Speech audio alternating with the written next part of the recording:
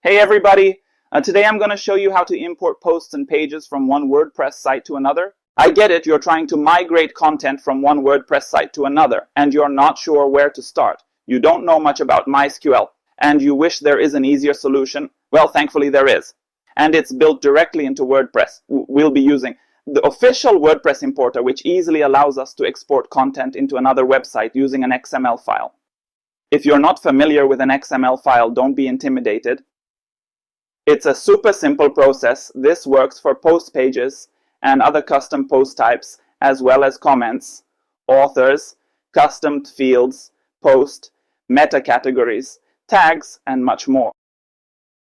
In order to do this, you need access to both websites, and just to be safe, make sure you have a backup of each website's database in case something goes wrong. Before we begin with step 1, let's just take a look at my test site 1.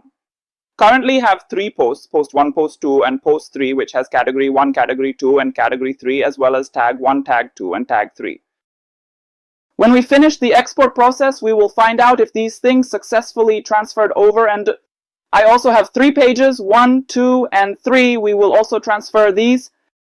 Now we're ready to go, so head on over to the Tools section in your admin panel and hit the Export button. There are 3 options available. The first option backs up all content, including posts, pages, comments, custom fields, terms navigation menus, and custom posts. Alternatively, you can choose to only export posts or pages. You can filter what is exported and only export content from particular categories, authors, and publication status. And they even have a media section, which you can also filter based on start date and end date. Once you've decided your option, go ahead and click Download Export File. Now you can see I successfully downloaded the XML document that I need to import to my new site now. Here we are on site number 2. This one has no posts and also no pages. Just like last time, we're going to navigate the tools, but now we're going to hit import. This is also a little bit different because WordPress has multiple import settings available at this time. We're importing WordPress, so we need to install that official plugin just by clicking Install Now. And now whenever you go to the import page, it just says Run Importer. On this page, it says that you just have to upload your XML file, and so I'll do just that. Now I've added my XML file. I'm just going to click the button, and here we go. We're now given the option to assign authors. Admin 1 is the person who wrote all of the posts on the site we exported. We can either give him a complete new username on this website, or it can give all of his posts to admin 2 in this situation.